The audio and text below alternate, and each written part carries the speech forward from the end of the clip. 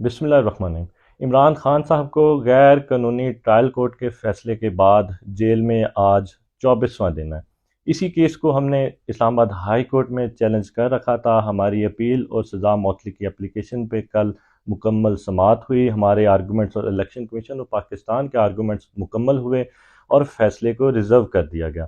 آج یہی فیصلہ اسلام آباد ہائی کورٹ کا ڈویژنل بینچ 11 بجے سنائے گا۔ اسی کیس میں سپریم کورٹ آف پاکستان نے یہ ریمارکس دیے کہ عمران خان کے وکلاء اور عمران خان بالکل سچ کہتے ہیں کہ ان کو فیئر ٹرائل کا موقع نہیں دیا، انصاف کے تقاضے پورے نہیں کیے گئے، اور اسلام آباد ہائی کورٹ بھی اسی کیس میں ریمارکس دے چکا ہے کہ ٹرائل کورٹ نے اس میں بہت سی غلطیاں کیں، اس غلطیوں کو ہم ٹھیک کریں گے، اور امید کرتے ہیں کہ ٹرائل کورٹ کی غلطیوں کو آج ٹھیک کیا جائے گا اور عمران خان صاحب کو انصاف دیا جائے گا اور عمران خان صاحب کی سزا کو معطل کیا جائے گا۔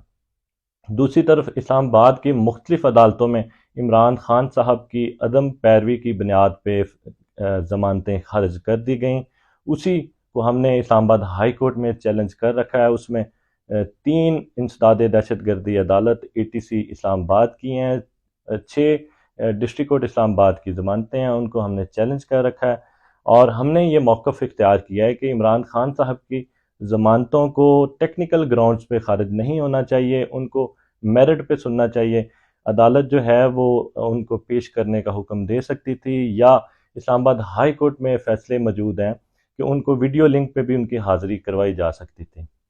اور ہم نے دوسرے کیسز کا حوالہ دیا ہے کہ سپریم کورٹ آف پاکستان میں ایک سر فہرست کیس تھا جس میں شاذ ورسز اسٹیٹ میں یہ طے پایا تھا کہ ان کی حاضری جیل سے نہیں ہو سکتی اور ان کی ضمانت میں توسیع کی گئی، اور آصف زرداری کیس میں بھی یہ اسلام آباد ہائی کورٹ ضمانت کو خارج نہیں کیا تھا۔ ان کی ضمانت میں جو ان کی قبل از گرفتاری ضمانتیں پہلے سے چل رہی تھیں ان کو توسیع کی گئی۔ تو انہی کیسز کی روشنی میں عمران خان صاحب کی جو کیسز میں ضمانتیں خارج کی گئیں ان کو کالعدم قرار دیا جائے اور عمران خان صاحب کی ضمانتوں کو ریسٹور کیا جائے۔